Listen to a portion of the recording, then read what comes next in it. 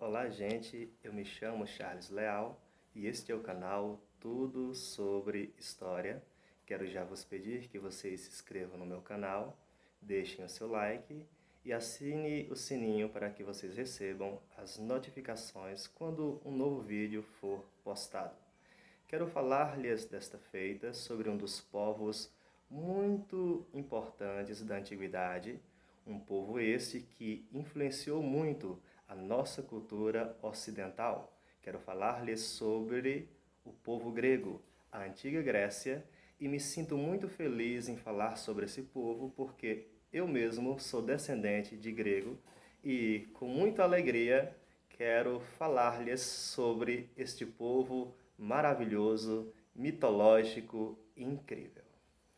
Pois bem, vamos localizar primeiramente, geograficamente falando, a Grécia. A Grécia ficava no sul da Península Balcânica.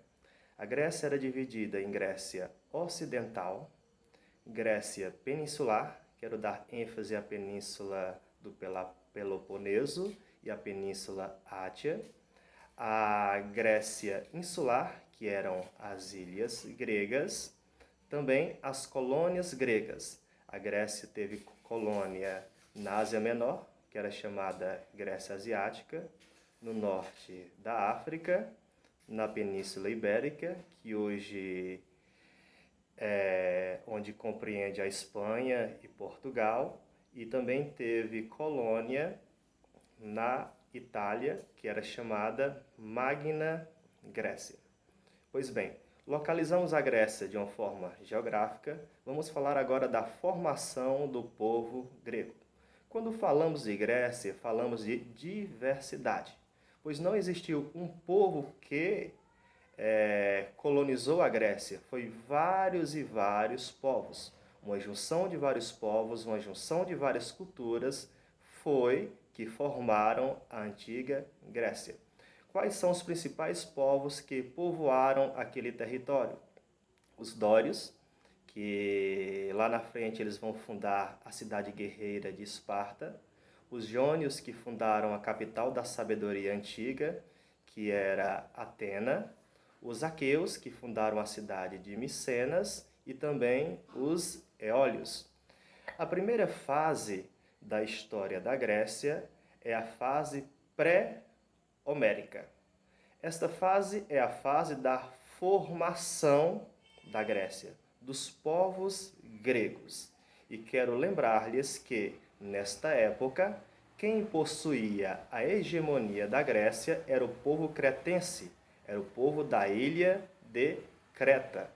Tanto que existe até uma lenda, uma mitologia que diz que existia um rei de Creta que se chamava Minos. E esse rei ele havia feito um pedido aos deuses e os deuses lhe deram um touro branco para que ele sacrificasse aquele touro aos deuses. Mas ele acaba se apaixonando por aquele touro e não o sacrifica. E como ele não sacrifica o touro, então os deuses ficam furiosos com o rei Minos e castigam o rei Minos. Faz com que o touro tenha relação sexual com a esposa do rei, e da relação sexual entre do touro branco com a rainha, nasce o famoso Minotauro, um ser com corpo de homem e a cabeça de boi. E quando o rei Minos vê aquele ser horroroso, ele se assusta e prende aquele ser num labirinto. E ali ele fica por vários e vários anos, até que um dia um jovem chamado Teseus, grego, entra naquele labirinto e mata o Minotauro.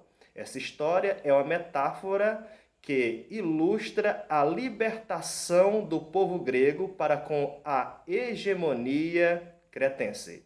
O período pré-homérico ele durou do ano 2000 até o ano 1100 antes de Cristo. E foi nesse período que acontecera a primeira diáspora grega. Por que acontecera essa diáspora? Quando os dórios, que eram povos violentos, povos guerreiros, chegaram naquela região, eles começaram a destruir templos, palácios, cidades, começaram a matar pessoas, porque eles eram nômades, estavam conquistando um espaço, procurando uma terra para se tornarem sedentários, e por causa desse povo violento, muitos gregos tiveram que partir da Grécia em busca de outras terras, em busca de outro lugar para morar. E então um grande núcleo de pessoas partiu para a Ásia Menor, fundando então a Grécia Asiática. Isto na primeira diáspora. Vamos falar agora do segundo período grego, que é o período homérico, que durou do ano 1100 até o ano 800 antes de Cristo. Esse período é chamado homérico porque está relacionado ao nome do poeta Homero. Homero, ele fora um poeta grego que, apesar de ser cego, ele não deixou de dar a sua contribuição para a cultura grega. Foi ele que escrevera alguns dos poemas mais famosos da antiguidade.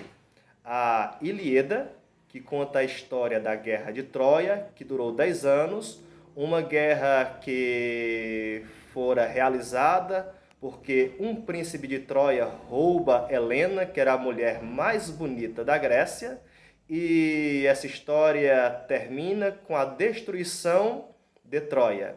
Ele também escrevera Odisseia, que conta a história do herói Odisseu ou Ulisses, contando a sua história quando ele estava voltando para a sua cidade natal, a cidade de Ítaca.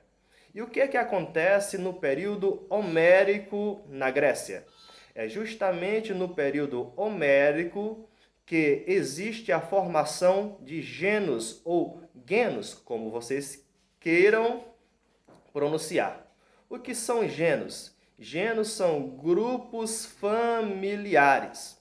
O chefe do grupo familiar chamado genos era o pater. Esses genos, eles trabalhavam de uma forma coletiva.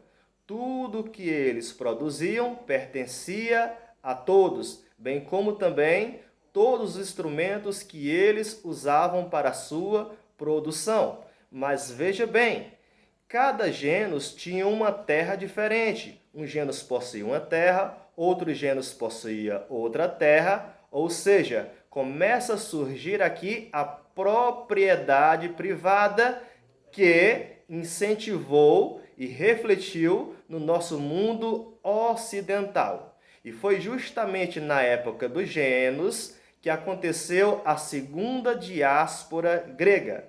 E por que aconteceu essa segunda diáspora grega? Quero falar-lhes que a Grécia não era uma terra fértil, era uma terra montanhosa. Não existiam muitas terras boas para plantações na Grécia.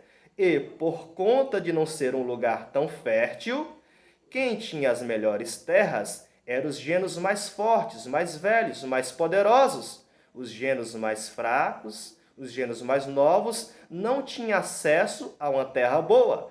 E para que eles, então, conseguissem sobreviver, eles tiveram que migrar para outra terra. Desta feita, eles não foram para a Ásia Menor, eles foram para a Península Itálica, mais precisamente para a parte sul, e assim eles fundaram a Magna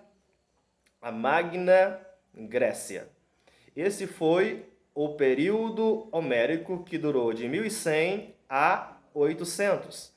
Houve também o terceiro período, o período arcaico, que dura do ano 800 até o ano 500 antes de Cristo.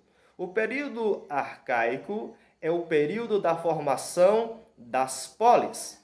Aqueles genos que eram grupos familiares, eles se evoluíram e se transformaram em fratrias. As fratrias também evoluíram e se transformaram em tribos.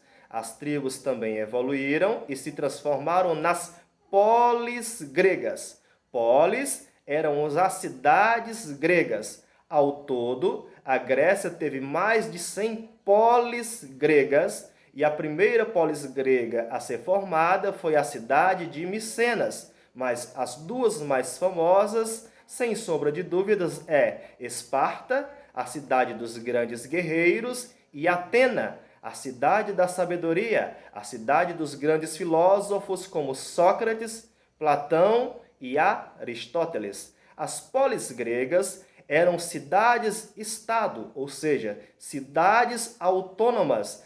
Nenhuma cidade dependia de outra. Cada cidade tinha seu próprio regime político, econômico e cultural. Eram cidades independentes, ou seja, não existia uma cidade ou um povo que formava a Grécia, mas várias cidades e vários povos formavam a chamada Grécia.